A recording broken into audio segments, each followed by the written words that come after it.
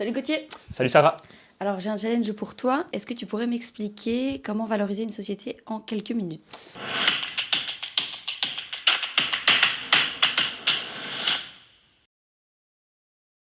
Il est possible de le faire de manière très rapide via les comptes qui sont publiés annuellement sur la BNB. Première étape pour faire cette petite valorisation éclair, on détermine l'EBITDA annuel ou les EBITDA annuels. On prend le résultat d'exploitation de l'année, on ajoute les amortissements, les réductions de valeur, les provisions. Il arrive par moment que l'EBITDA soit anormalement haut ou anormalement bas.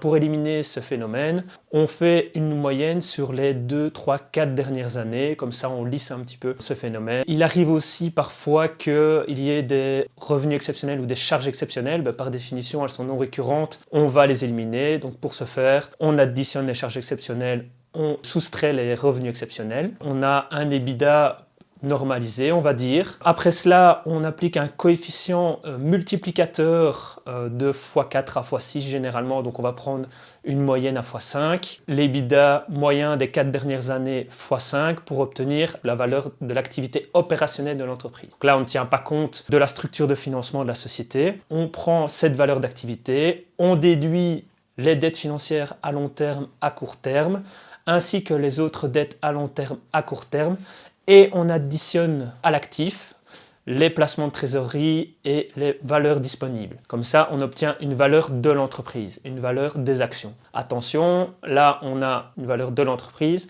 mais il est très important de noter que c'est une valorisation très préalable. À ce stade-là, on ne connaît rien de la maturité de l'entreprise, du degré de structuration de l'entreprise. Donc, il est indispensable de faire une analyse approfondie de la société pour voir quels sont les risques opérationnels, quels sont les risques financiers, quels sont les obstacles auxquels l'entreprise doit faire face. Est-ce que le dirigeant est normalement rémunéré? Est-ce qu'elle paye les loyers normaux? Donc ça, je vous invite à aller voir la vidéo dédiée aux normalisations de l'EBITDA. Une fois qu'on a fait toute cette analyse approfondie, une fois qu'on a fait un dossier de valorisation bien solide, là, on peut considérer, une fois qu'on connaît l'état de structuration de la société et la maturité de l'entreprise vis-à-vis d'une éventuelle opération, là, on peut considérer que la valorisation est plus solide et est plus utilisable, plus opposable aux tiers. C'était une façon de valoriser la société en quelques minutes. C'était un petit exercice sympa à faire. Je vous invite à le faire chez vous. C'est très intéressant.